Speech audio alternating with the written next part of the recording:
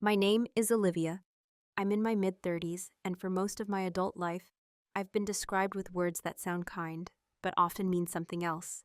Easygoing, low maintenance, practical. I work, I pay my bills, I plan carefully. I'm not the loud one in the room. I'm not the one people expect to cause trouble. And because of that, people tend to underestimate me. They assume silence means softness, that patience means permission. That's because I don't raise my voice. I won't draw a line. This story isn't about anger or revenge or winning in some dramatic way.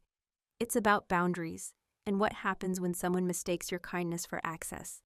It's about a situation that began quietly, inside a family, behind closed doors, when my mother-in-law asked to stay with us temporarily, and I trusted her with a spare room. What I didn't know then was that she would try to turn that room into something else, into legal ownership, into proof, on paper, that my house was her primary residence. If you're expecting shouting matches or explosive confrontations, this isn't that story.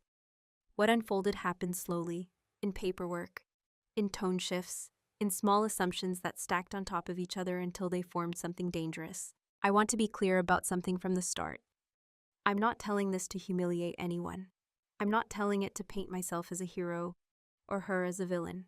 I'm telling it because emotional injustice doesn't always arrive loudly. Sometimes it shows up as entitlement, wearing the mask of family. There were moments when I questioned myself, moments when I wondered if I was being dramatic or ungrateful or overly sensitive. And that's part of why this matters, because many of us are taught to stay quiet to keep the peace, especially when the person crossing the line is older or meant well or related by marriage. This story is about how I stayed quiet, but not passive. How silence became observation, how observation became preparation, and how calm, lawful choices can restore balance without destroying your integrity. Nothing here involves violence, nothing illegal, no sudden miracles or lucky breaks. Just clarity, documentation, and the slow return of agency.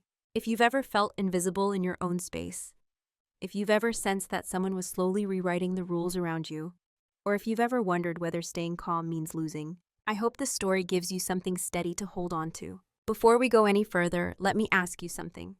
Have you ever realized too late that someone you trusted was quietly testing how much they could take? To my mother-in-law, I was the reasonable one. That was the word she used most often, usually said with a small smile, as if it were a compliment that required no response. To the rest of the family, I was reliable.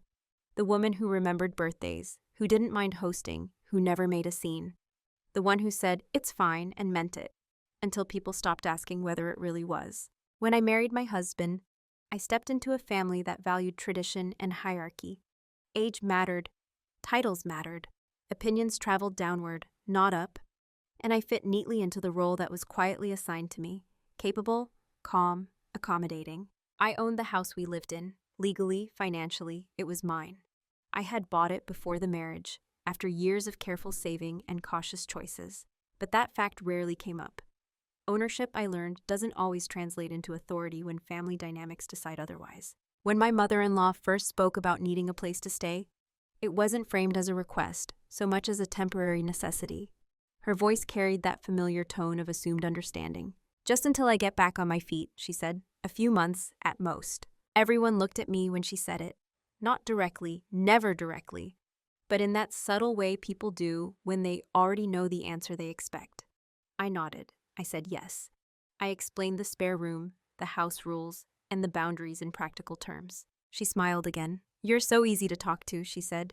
What she meant was, "You won't make this difficult." At family dinners, she introduced the house as where we're staying. Not Olivia's house, not their home, just a shared space that seemed to belong to whoever spoke loudest about it. I noticed. I always noticed. But I didn't interrupt. Interrupting would have felt impolite. Correcting her would have felt unnecessary.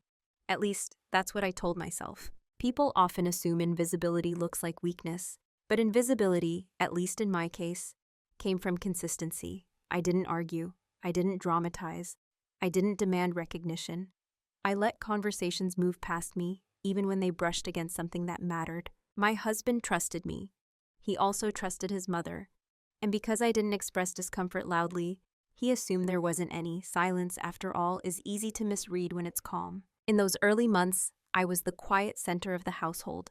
I paid the bills, I maintained the space, I adjusted my routines to make room for someone else's habits. And in return, I received gratitude wrapped in familiarity. She rearranged the kitchen for efficiency. She referred to the guest room as her room. She received mail, first magazines, then official-looking envelopes. None of it felt urgent enough to confront. Each detail alone was small. Collectively, they formed a pattern I didn't yet have language for. When people describe me, they often say I'm low conflict. What they don't say is that I'm observant. I was watching how quickly comfort turned into assumption, how often my generosity was treated as a permanent fixture, rather than a temporary grace.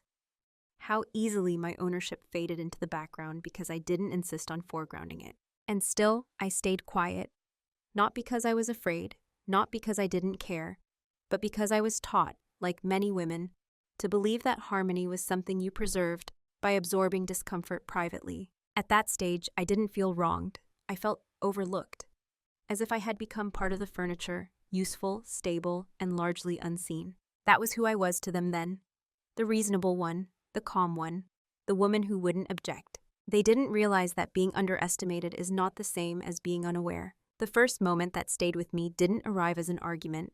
It didn't even sound like disrespect. It sounded like logistics. We were sitting at the kitchen table on a quiet weekday morning. My husband had already left for work. The house was still, filled with that early light that makes everything look more orderly than it really is. My mother-in-law was sorting through a stack of mail, my mail mixed in with hers, something I had noticed but hadn't corrected yet. She looked up casually and said, "I think I'll need to update my address officially." The way she said it mattered. No question mark, no pause. Just a statement, like saying she needed to buy milk. I remember blinking once. "Update it where?" I asked. "Oh, you know," she replied, waving a hand. "Doctor's office, bank, all the usual places. It's simpler if everything matches." Simpler for whom, she didn't say. I nodded slowly, more to buy myself time than agreement. I told myself she probably meant mailing convenience. Plenty of people changed addresses when they stayed somewhere for a while. It didn't have to mean anything more. Still, something in my chest tightened. Later that week, a letter arrived addressed to her, but with a return label from a government office. I didn't open it. I didn't need to. The weight of it in my hand felt heavier than paper should. At dinner that night, she mentioned it again, this time with my husband present. "I went ahead and used this address," she said lightly. "It just made sense." My husband shrugged. "That's fine, Mom, you're staying with us." With us. Not temporarily, not as a guest. I watched the conversation move past me like a train I had chosen not to board. No one asked if I was comfortable with it. No one noticed that my fork had stopped halfway to my mouth. That was the first cut. Small, clean, easy to ignore if you wanted to. Over the next few weeks, similar moments followed. She spoke to neighbors as if she were a co-owner. She corrected a delivery driver when he asked if she was house-sitting. "No," she said, "I live here." Every time, I told myself I was being overly sensitive. That this was just language. That families blend and labels blur, and nothing truly harmful was happening. But I remembered each instance, not with anger, more like filing away receipts you hope you'll never need. What struck me wasn't just what she said, it was how everyone else reacted, or didn't. My husband trusts that if something bothered me, I would say so. And because I didn't raise my voice or interrupt the flow of normal life, he assumed everything was fine. My mother-in-law, on the other hand, seemed to read my silence differently. Each unchallenged assumption became a foothold. Each accepted convenience became a precedent. One afternoon, she asked if she could be added to the utility contact list in case of emergencies. I agreed, but only after clarifying she wouldn't be financially responsible. She smiled and said, "Of course, I'm not trying to take over." The words were reassuring. The direction of things was not. That night, I sat alone in the living room and tried to name what I was feeling. It wasn't fear, it wasn't jealousy. It was a quiet alarm, soft, persistent, easy to dismiss if you weren't listening closely. I realized something then. Disrespect doesn't always announce itself. Sometimes it waits for your consent by exhaustion. Everyone else saw a helpful mother settling in. I saw boundaries being gently tested, one administrative step at a time. And I didn't confront her, not yet, because the first small cut doesn't bleed enough to justify an alarm. But it tells you exactly where the blade is. Once something happens twice, it starts to feel less like an accident and more like a pattern. Once it happens 3 times, people call it just how things are. That's how it began to settle into the background of our lives. My mother-in-law stopped asking permission for small things. she informed instead. She let me know she'd changed her mailing address to another office. She mentioned casually that she'd spoken to someone at the local council about residency requirements, framed as a general question, nothing specific. Each time she added a soft disclaimer. I hope that's okay. I didn't think you'd mind. It just makes things easier. And each time I found a way to let it pass. I told myself I was being mature, that I was choosing peace over pettiness, that drawing attention to paperwork would make me seem cold or territorial or unwelcoming. Family dynamics, I had learned, reward those who don't disrupt the narrative. So I adapted. I adjusted my language. I started referring to the house as ours instead of mine, even when talking about repairs I paid for alone. I let her talk over me when discussing future plans for the space. I smiled when she joked about how long she'd probably end up staying. Months passed. The spare room became personalized. New furniture, wall hangings, a filing box tucked neatly under the desk. I noticed how often it traveled with her from room to room, how carefully it was kept closed. Every so often, a comment would land just slightly off-center. You know, after living here this long, it really feels like home. I think the neighbors already see me as part of the household. It's good I established myself here early. Established. That word stayed with me. When I tried, gently, to reframe things, mentioning timelines or asking about her long-term plans, she responded with practiced warmth. Oh, don't worry, I'd never overstep. You know me better than that. Family doesn't keep score. And there it was, the quiet accusation. If I pressed further, I wasn't protecting my boundaries. I was keeping score. If I questioned administrative decisions, I wasn't being responsible. I was being ungracious. So I stayed quiet. Not because I agreed, but because I was tired of being the only one noticing the shift. My husband noticed my silence, but misread it. He saw calm where there was calculation forming. He assumed trust where there was assessment. I began documenting things privately. Dates, phrases, changes in behavior. I didn't know why yet. It wasn't paranoia, it was instinct. The kind that tells you to pay attention when something doesn't quite align. Still, outwardly, I remained the same. I cooked, I hosted, I worked. I kept the household running smoothly. I played the role that made everyone comfortable, even as it slowly erased my position. What hurt most wasn't the inconvenience. It was the assumption that my consent was permanent, that my generosity had no expiration date. That was because I hadn't objected loudly. I had agreed indefinitely. Disrespect, when normalized, becomes invisible not just to others, but to the systems around you. Paperwork assumes permanence, language creates precedent, and silence, when repeated, becomes a kind of signature. I wasn't angry yet, I was alert. I realized that if I didn't interrupt the pattern soon, it would solidify into something far harder to undo.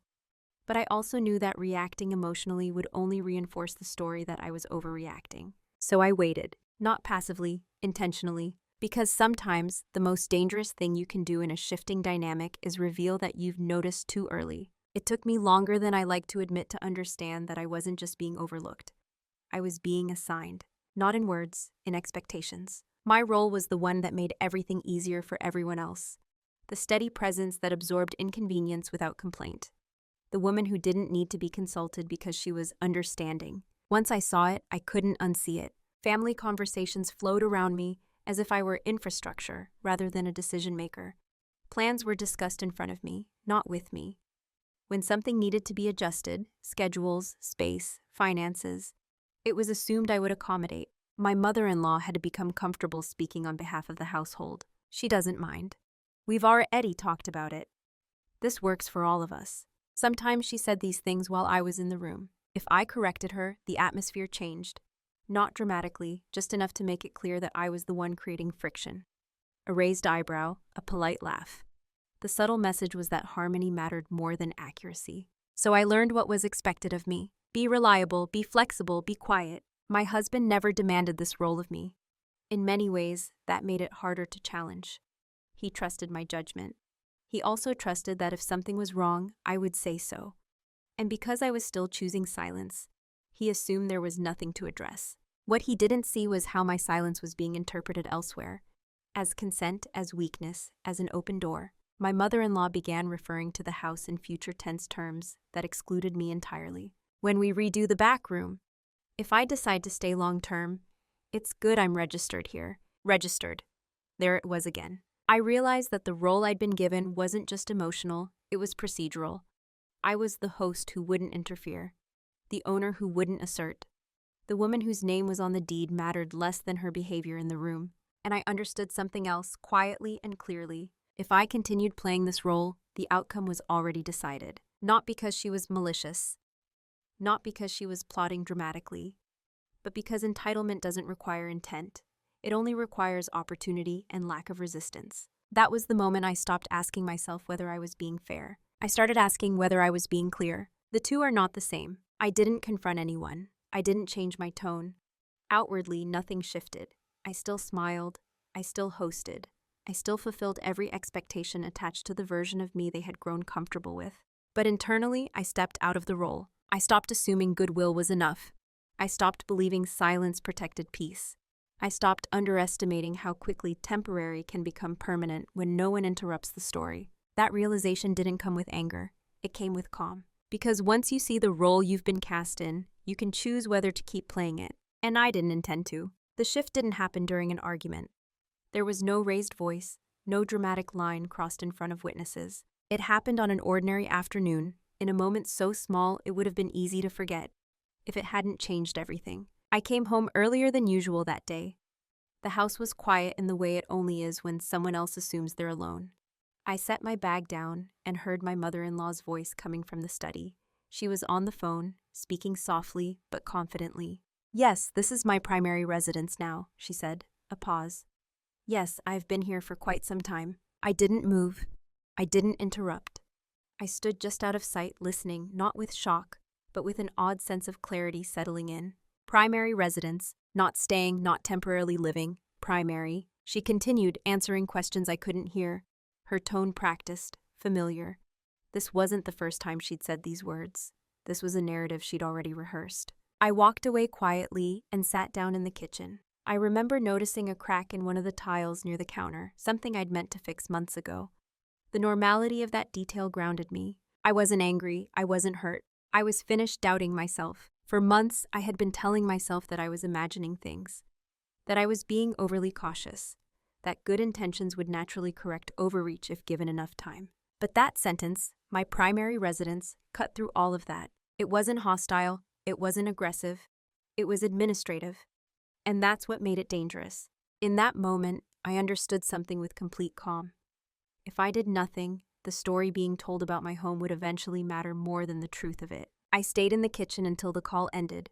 When she emerged, she smiled at me, unbothered. "Oh, you're home early," she said. "I didn't hear you come in." "I just got back," I replied. That was it. No confrontation, no tension she could detect. But something fundamental had shifted inside me. I stopped seeing the situation as a misunderstanding. I stopped framing it as family awkwardness. I started seeing it as a matter of structure. Stories don't become real because they're true. They become real because they're repeated, documented, and unchallenged. That day, I didn't say anything. Instead, I did something far more important. I went to my bedroom, opened my laptop, and pulled up every document related to my house.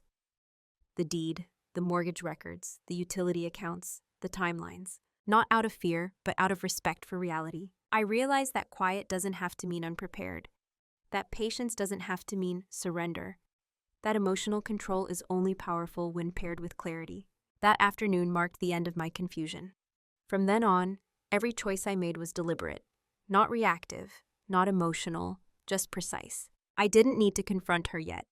I didn't need validation from anyone else. I needed alignment between what was true and what was being allowed to appear true. And for the first time since she moved in, I knew exactly what I was doing. After that day, my silence changed texture. Before, it had been reactive.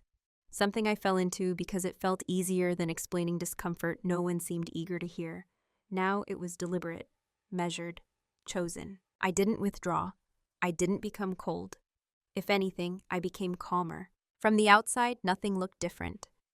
I still greeted my mother-in-law kindly. I still participated in family routines. I still laughed at the table when the conversation drifted toward harmless stories. That was what made my silence so effective. People often think silence is emptiness. In reality, it can be a container, one that holds observation, timing, and restraint. My mother-in-law interpreted my continued calm exactly as she had before. She grew more confident, not less. She spoke more freely about settling in. She mentioned casually that it was good she'd already taken care of the paperwork side of things. I nodded when she said this. I asked neutral questions. I listened. Each time she assumed I was unaware, she revealed more. She talked about how long residency had to be established for certain benefits. She mentioned advice she'd received. Nothing specific, always vague enough to sound innocent. She framed everything as common sense, as if anyone in her position would do the same. And still I said nothing. My husband noticed that I had become quieter in a different way. Not distant, just grounded. He assumed I was tired, or busy, or simply content. I let him think that, not because I didn't trust him, but because I needed clarity before the conversation. Emotion before understanding creates noise. Understanding before emotion creates leverage. I started spending evenings reviewing policies and regulations, not obsessively but thoroughly. I learned how language like primary residence is defined, and how easily intent can be inferred from duration and documentation rather than ownership. None of this scared me, it focused me. Silence, I learned, invites underestimation. People show their hand when they believe yours is empty. My mother-in-law began acting as if her place in the house was unquestioned. She stopped framing her stay as temporary at all. She corrected people when they referred to her as a guest. "No, I live here," she'd say with a small laugh. And no one challenged her, not because they agreed, but because it felt awkward to disagree. That awkwardness worked in her favor. Meanwhile, I was aligning facts, quietly, legally, without urgency. I made notes, I kept records, I documented timelines, not to accuse, but to protect. What surprised me most was how peaceful I felt. There was no internal argument anymore, no wondering if I was imagining things, no need to justify my instincts. Silence, when chosen consciously, is not submission, it's positioning. People mistake calm for complacency all the time. They assume that because you don't interrupt the story being told, you're not aware of it. But awareness doesn't require announcement. By the time anyone would realize I had stopped playing the role assigned to me, it would already be too late to reassign me. I wasn't waiting for the perfect moment. I was preparing for the inevitable one. While everything on the surface remained comfortably unchanged, a different kind of work was happening underneath it all. Quiet work, the kind no one notices because it doesn't announce itself and doesn't disrupt routines. The kind that looks like normal life continuing until you realize it isn't quite the same anymore. I started with information, not speculation, not assumptions, facts. I learned how residency is defined, not emotionally, not socially, but administratively. I read about how duration, documentation, and intent are evaluated when questions arise. I learned which actions matter and which ones are irrelevant, no matter how confidently they're performed. Mail matters. Official declarations matter. Utility listings matter, but only in specific ways. Tone and familiarity do not. I didn't tell anyone I was doing this. There was no need. Knowledge is most useful when it's quiet. At the same time, I began documenting what had already happened. Dates when she moved in, dates when she updated her address, copies of envelopes she'd left on the counter without thinking twice, screenshots of utility accounts, notes on conversations, not interpretations, just facts. It felt less like building a case and more like restoring order, like aligning a ledger that had been allowed to drift. I wasn't angry while I did it. I was precise. I also paid attention to how my mother-in-law spoke when she thought she was unobserved. The language she used with friends on the phone. The way she framed her situation was when she believed she was among allies. She spoke as if permanence had already been decided, as if the house had accepted her in some official, irreversible way. That confidence didn't come from malice. It came from momentum. Most overreach doesn't begin as aggression. It begins as comfort that goes unchallenged. I adjusted my own behavior in small, almost invisible ways. I began referring to the house in neutral, factual terms when dealing with external parties. I ensured that all accounts remained solely in my name. I confirmed that no documents had been filed without my authorization. Each step was boring, administrative, easy to overlook. That was the point. There was no dramatic reveal, no moment where everything clicked into place with cinematic clarity, just a growing sense that I was no longer behind the situation. I was ahead of it. What they never noticed was that I had stopped reacting entirely. I didn't flinch when my mother-in-law spoke with confidence about her established presence. I didn't correct her publicly. I didn't contradict her story in front of others. Why would I? Stories don't win against documents.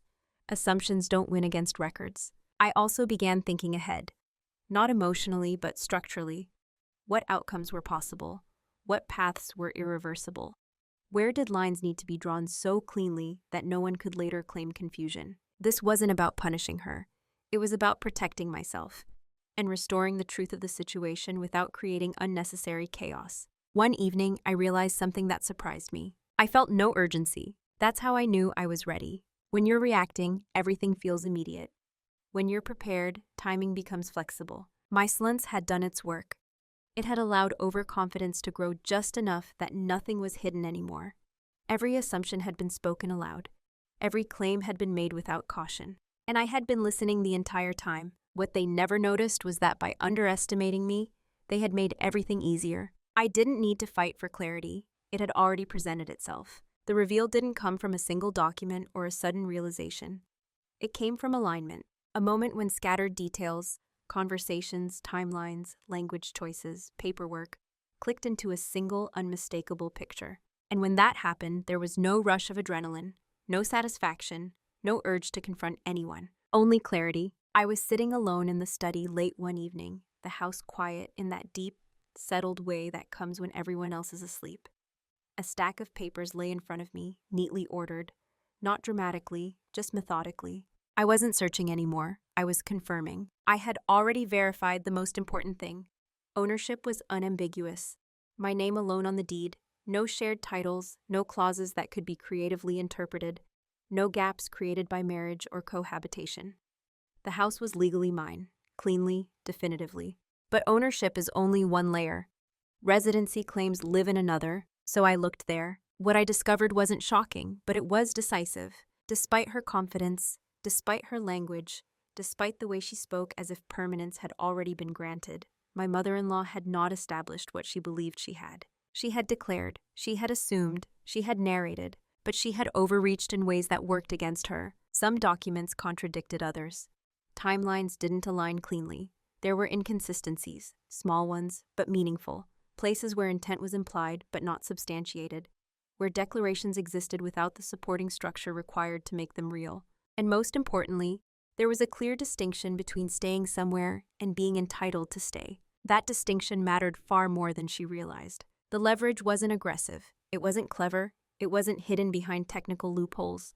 It was simply the truth, documented properly and understood fully. I remember leaning back in the chair and exhaling, not in relief, but in acceptance. This wasn't about winning. It was about ending uncertainty. Up until that moment, part of me had still been wondering whether the situation was as serious as it felt. Whether I had been overanalyzing, over-preparing, imagining risk, where there was only inconvenience. That doubt dissolved quietly, because once you see the full structure of a situation, how it stands legally, procedurally, and narratively, emotion stops being the driver. Clarity takes over. I realized then that my mother-in-law wasn't dangerous because she was malicious. She was dangerous because she was confident without being precise, because she believed momentum could substitute for legitimacy, because she assumed that familiarity could eventually harden into entitlement. That assumption was wrong, and she had built it on the belief that I wouldn't challenge it. Not directly, not officially, not at all. I didn't feel triumphant. I felt grounded. There's a particular calm that comes when you understand exactly where you stand, and exactly where others do not. It's not power in the dramatic sense. It's stability. That night, I didn't change anything outwardly. I didn't adjust my behavior. I didn't say a word. I simply reorganized my documents into a single folder. The slim leather one I'd kept tucked away for years. The one I used for things that mattered. Inside it, I placed copies, not originals, of everything relevant. Ownership records, timelines, notes, clear, unemotional summaries of facts. Not accusations, not arguments, just reality. I also made one important decision. I would not reveal this knowledge early. People often believe that once you have leverage, you should use it immediately, announce it, assert it, force the situation to change. But leverage only works when timing is correct. And this situation didn't require force. It required closure. I understood then that there were only a few possible endings left, and that all of them depended on when, not whether, clarity was introduced. My mother-in-law continued as she had before. She spoke with certainty. She behaved with comfort. She assumed stability. From her perspective, nothing had changed. From mine, everything had. I no longer wondered what might happen if she pushed further. I no longer felt the quiet anxiety that comes from sensing a threat you can't yet define. I knew exactly where the boundary was and exactly how solid it was. That knowledge didn't make me cruel, it made me patient. I also understood something else, something more subtle and more important. The goal wasn't to correct her story. The goal was to end it cleanly. No humiliation, no shouting, no public undoing. Just a moment, eventually, when reality would assert itself so clearly that no argument could survive it. That was the private reveal, not a secret uncovered, but a situation is fully understood. And once you reach that point, you don't rush. You wait until action feels inevitable rather than emotional. I closed the folder, turned off the light, went to bed, and slept deeply for the first time in months, because uncertainty had finally left the room. Once clarity arrives, the mind does something unexpected. It stops racing. For weeks, months really, I had been living with a low, constant hum of awareness. Not fear exactly, but vigilance. A sense that something important was unfolding quietly, just out of sight. That hum disappeared the moment everything aligned. In its place came space. And in that space, I could finally see the decisions in front of me, not as emotional reactions, but as distinct paths. There were several. I could confront my mother-in-law directly, sit her down, lay out what I knew, and correct her assumptions before they hardened any further. That path promised speed. It also promised defensiveness, confusion, denial, a reframing of the situation that would turn me into the aggressor for springing legal concerns on a family member. I could involve my husband immediately, share everything, let him address it with her. That path felt supportive but incomplete. It would shift responsibility away from where it belonged and place him in the middle of a dynamic he didn't create. It would also alert her early that her narrative was being challenged, giving her time to adjust it. I could do nothing. Allow the situation to continue until it forces its own resolution. That path was tempting in its simplicity and dangerous in its passivity. Momentum, once fully established, has a way of rewriting outcomes. Or I could choose the option that felt least dramatic and most final. The irreversible one, the kind of decision that doesn't announce itself but quietly closes doors behind it. I spent several evenings thinking this through, not anxiously, thoughtfully. I considered not just what I wanted, but what would endure scrutiny, legal, emotional, ethical, long after the immediate discomfort passed. What mattered most to me wasn't being proven right. It was being finished. Finished with ambiguity. Finished with quiet erosion. Finished playing a role I hadn't agreed to. I realized something important during that period. You can end a situation without ending a relationship, but only if you're willing to accept that the relationship will change. And I was. The decision I chose didn't involve confrontation at all. Not at first. It involved structure. I decided to formalize reality. Not as a threat, not as a reaction, as alignment. I began taking steps that were ordinary on the surface and decisive underneath. I reviewed occupancy terms. I clarified guest timelines in writing, not sent yet, just prepared. I ensured that all official records reflected exactly what was true and nothing more. Each action closed a loophole without opening a conflict. This was the part that people misunderstood about quiet dominance. It isn't about controlling others. It's about controlling conditions. I didn't need my mother-in-law to admit anything. I didn't need her to understand my reasoning. I didn't need her agreement. I needed the situation to reach a point where no misunderstanding, real or perceived, could survive. There was one moment in particular that cemented my decision. We were having dinner, the three of us, talking about something entirely unrelated, travel plans, I think. My mother-in-law mentioned offhandedly how nice it was not to feel in between places anymore. I like knowing where I belong, she said. I looked at her then, not with irritation, not with judgment, but with a kind of calm recognition. She wasn't testing me anymore. She believed she had already passed. And that was the moment I understood. If I didn't act soon, the story would no longer be hers alone. It would become shared memory, accepted history, something harder to unwind without damage. So I committed, quietly, fully. I chose the path that would feel, to everyone else, like nothing was happening, until it was already done. The decision wasn't about removing her immediately. It wasn't about proving ownership theatrically. It wasn't about asserting dominance in the emotional sense. It was about ending the ambiguity permanently. Once that choice was made, there was no anxiety left. No second guessing. Just a clear sequence of steps, each one small enough to seem unremarkable, each one essential. I didn't rush. I didn't hesitate. I moved with the confidence that comes from knowing you're aligned with both facts and values. And that's the thing about irreversible decisions made calmly. They don't feel dramatic when you make them. They feel inevitable. Once the decision was made, everything became procedural. That's the part people rarely talk about. The stretch of time where something irreversible is already in motion, but nothing looks different yet. Where life continues as usual on the surface, while underneath, the structure is quietly resetting itself. This was that phase. I didn't announce anything. I didn't warn anyone. I didn't shift my tone or behavior in ways that might raise suspicion.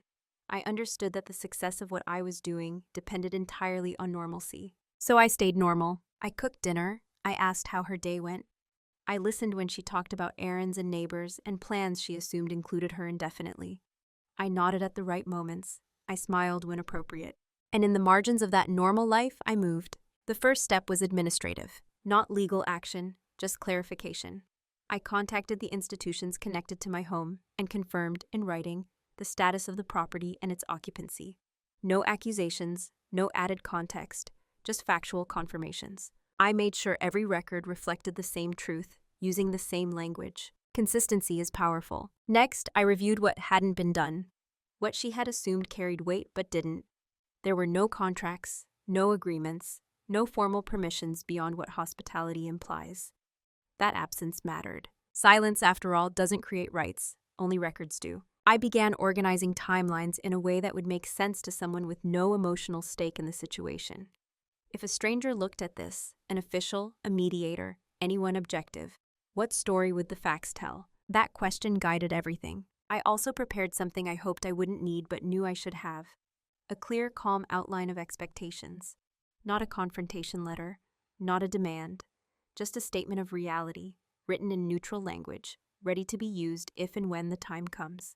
Writing it felt strange, not empowering, settling, because putting something into words forces you to be honest with yourself about what you're willing to allow and what you're not. As I worked through these steps, something unexpected happened. My mother-in-law grew more relaxed. She took my continued calm as confirmation that everything was exactly as she believed it to be.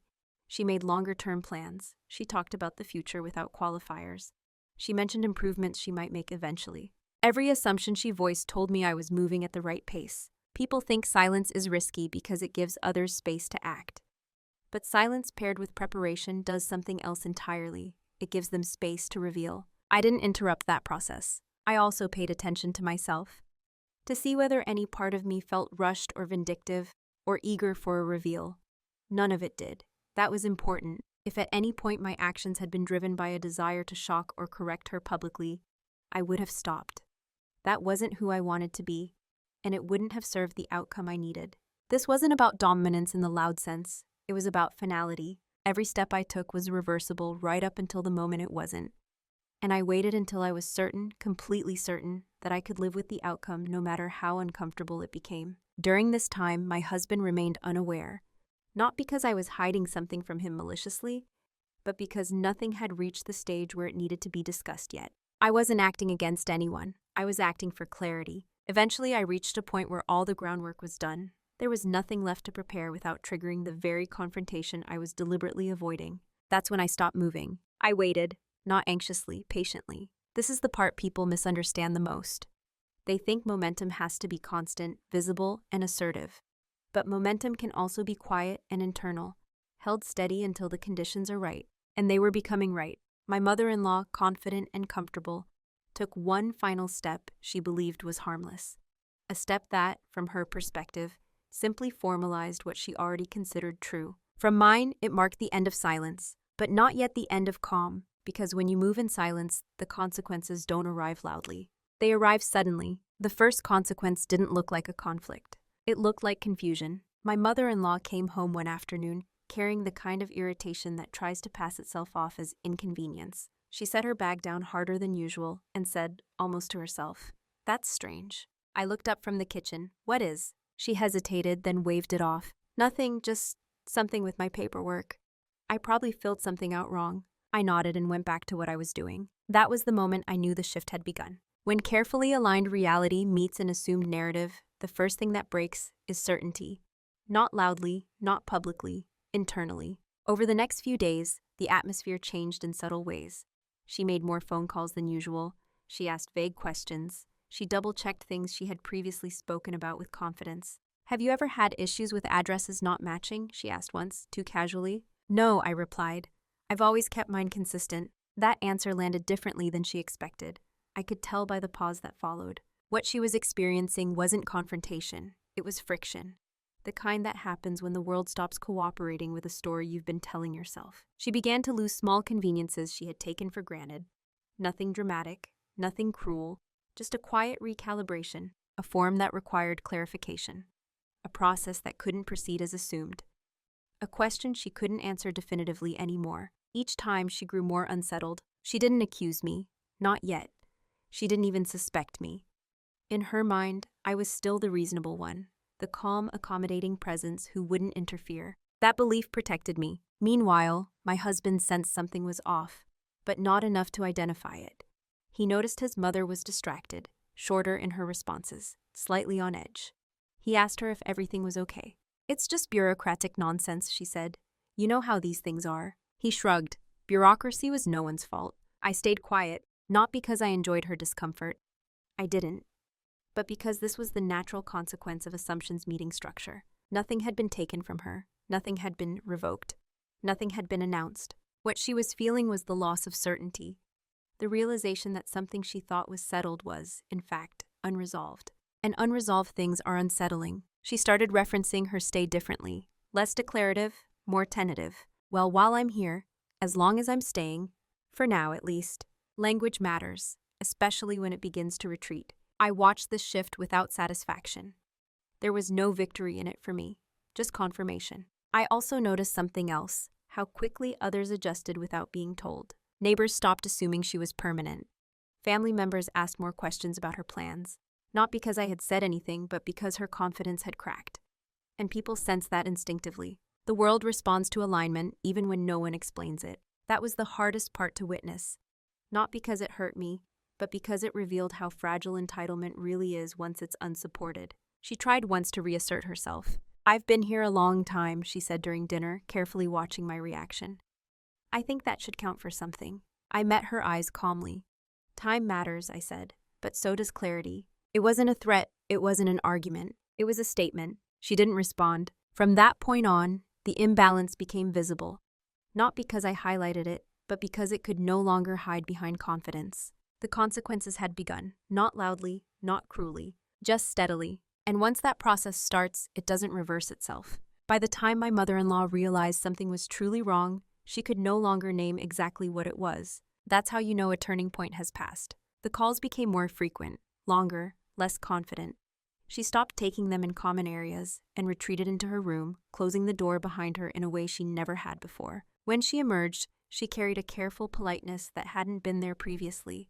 A new attentiveness, a kind of recalibration. She offered to help more around the house, asked before moving things, mentioned gently that she was open to discussing timelines. It would have been easy to misread that as consideration. I saw it for what it was, course correction. People don't try to renegotiate when they're secure. They renegotiate when they feel something slipping and don't yet understand why. One evening, she sat across from me at the kitchen table and said, I hope you know I've always appreciated you letting me stay here. The phrasing mattered. Letting me stay, not living here, not belonging here. I nodded. I know. She waited, as if expecting something more. Reassurance, perhaps. I didn't offer it. The regret came next, quietly. She mentioned things she would have done differently. How confusing the systems were. How she may have misunderstood certain processes. None of it was an apology. None of it needed to be. What she was really doing was testing whether the door she had assumed was open might still be nudged back into place. It couldn't, because whatever internal adjustments she was making now were happening after structure had reasserted itself. Once reality has been clarified, intention becomes irrelevant. She tried to involve my husband more, speaking to him about uncertainty, about how difficult it was to feel unsettled at her age. He listened, sympathetic but confused. He assured her that nothing had changed, that she was still welcome. And in an emotional sense, that was true. But emotional reassurance doesn't undo administrative clarity. He asked me later if I thought she was feeling anxious. I think she's realizing things she assumed were settled aren't, I said. That was all. There was no confrontation because there was nothing left to argue about. The framework was already in place. The outcomes were already narrowing. That's the thing about timing. Once you miss the window to establish something cleanly, trying to fix it later only highlights the absence of legitimacy. She became more careful with her words, more deferential, less declarative. The confidence she once wore so comfortably was gone, replaced by a quiet uncertainty she couldn't quite resolve. And still I didn't move, because this wasn't about teaching her a lesson. It was about allowing the situation to finish unfolding on its own terms. Eventually, she asked the question directly, but not boldly. "What happens next?" she said one afternoon, her voice steady but thin. I met her gaze. "We'll talk about that soon," I said, "when everyone's ready." It wasn't a delay tactic, it was the truth. By then, there was nothing she could do to restore the narrative she had been building. Not because I had taken something from her, but because she had built it without permission, and reality had finally caught up. Too late to fix it, too late to pretend nothing had shifted. The only thing left was to acknowledge it, and that acknowledgement was coming. The conversation happened on a quiet Sunday morning. No one raised their voice, no one cried, no one accused anyone of anything. And that was what made it impossible to escape. We were sitting at the dining table, the same one where countless ordinary conversations had taken place. Coffee cups, neutral light. Nothing about the setting suggested significance. That too was intentional. My husband was there. I wanted him present. Not as a mediator, not as a shield, but as a witness to clarity. My mother-in-law sat across from me, composed but careful. She had already sensed that this conversation was coming. You can feel those things when there's nothing left to misunderstand. I spoke first. "I want to talk about expectations," I said. "Not emotionally, practically." She nodded quickly, too quickly. "I've been under the impression that you were settling here," she said, choosing her words. "That we had an understanding." I didn't challenge her framing. I didn't correct her language. "I understand why you thought that," I said calmly. But that understanding was never formalized. There was a pause. My husband looked between us, attentive now in a way he hadn't been before. "I want to be clear," I continued. "This house is my property. Your stay here has always been temporary, even when it became comfortable. That part hasn't changed." She inhaled, then exhaled slowly. "I wasn't trying to take anything from you," she said. "I just needed stability." "I know," I replied, and I meant it. "But stability does not come from assumption," I added. "It comes from agreement." There was no argument to be had there, no emotional angle she could lean on without exposing the gap between belief and fact. She tried once more gently. "I thought time counted for something." "It does," I said, "just not in the way you were relying on." The room stayed quiet, not tense, still. That's what people don't expect. They prepare themselves for confrontation as noise. They don't know what to do with it when it arrives calm. I outlined what would happen next, not as an ultimatum, as a plan. Clear timelines, clear boundaries, clear roles. No raised stakes, no threats, just reality spoken aloud. My husband asked a few questions, practical ones. He wasn't upset, he wasn't defensive. He was processing, and that mattered more than agreement in that moment. My mother-in-law didn't argue again. She nodded. She asked for time. She asked for dignity. She had both. The conversation ended not with resolution, but with acceptance. And that was enough, because resolution is emotional, acceptance is structural. When we stood up from the table, nothing dramatic had occurred, but something fundamental had ended. The story she had been telling herself and others no longer existed, and I hadn't had to raise my voice to end it. After the conversation, life didn't fracture. It adjusted. That surprised me more than anything else. There was no dramatic fallout. No family is divided into sides. No ongoing tension hanging in the air like unfinished business. What followed instead was something quieter and far more lasting, a rebalancing. My mother-in-law began preparing for her next chapter. Slowly, with care. She didn't speak much about it, and I didn't press. The boundaries were understood now, clear, undeniable. We shared the house differently in those final weeks. More politely, more honestly. Fewer assumptions on her side, less vigilance on mine. My husband and I talked more openly too. Not in an accusatory way, just with clarity that hadn't been necessary before. He admitted he hadn't seen the situation forming the way I had. I admitted I hadn't known how to articulate it until it was nearly complete. There was no blame in that exchange, just understanding. And understanding, I learned, changes how you see yourself. Before all of this, I thought strength looked like endurance. Like patience stretched thin and worn quietly, so others could remain comfortable. I thought being easygoing was a virtue you protected at all costs. Now I see it differently. Strength for me looks like precision, like knowing when silence is kindness and when it's abdication, like choosing clarity even when it risks temporary discomfort. I didn't become louder through this process. I didn't harden. I didn't lose empathy. If anything, I became more myself. I'm still calm, still reflective, still uninterested in spectacle, but I no longer confuse peace with invisibility. What changed most wasn't how others saw me.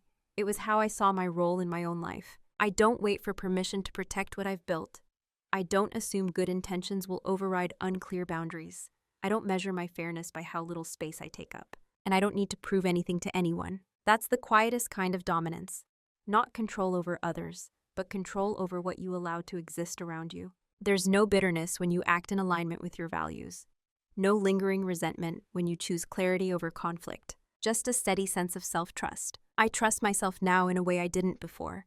Not because I won, but because I didn't betray my own awareness. And that trust is something no one can quietly take from you. When people hear this story, they often ask me if I regret staying quiet for so long. The honest answer is no. I don't regret my silence.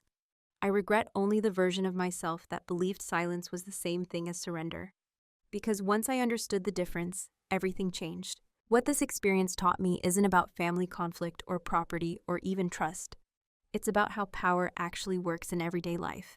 Not the loud kind, not the dramatic kind, but the quiet kind that decides outcomes long before voices are raised. Most people don't lose ground because they're careless. They lose it because they assume clarity will happen naturally, that goodwill will self-correct, that someone else will notice the imbalance and stop before it goes too far. But clarity doesn't arrive on its own. It has to be claimed, calmly, deliberately, and without apology. What mattered most to me in the end wasn't proving that I was right. It was preserving my integrity. I didn't want to become reactive. I didn't want to humiliate anyone. And I didn't want to walk away from the situation feeling like I had abandoned my own values just to protect my space. So I didn't fight. I aligned reality with truth and let the situation resolve itself. That's the part that still stays with me. The realization that you don't need to dominate people to protect yourself. You only need to stop disappearing from your own life. If you're listening to this and you recognize yourself in any part of it, if you've ever felt slowly edged out of your own space, your own role, your own authority, I want you to hear this clearly. You are not required to announce your boundaries loudly for them to be valid. You are not unkind for wanting clarity. And you are not weak because you prefer calm over confrontation. Quiet dominance isn't about winning, it's about ending confusion. Sometimes the most powerful thing you can do is stop explaining yourself and start structuring your life so explanations are no longer necessary. Nothing in this story ended with a celebration. There was no moment of triumph. And that's exactly why it worked. Because the best outcomes don't need witnesses. They just need the truth. Before I end this, I want to ask you something. Have you ever stayed quiet to keep the peace, only to realize later that the peace was costing you something important? If you feel comfortable, I'd love to hear your story in the comments.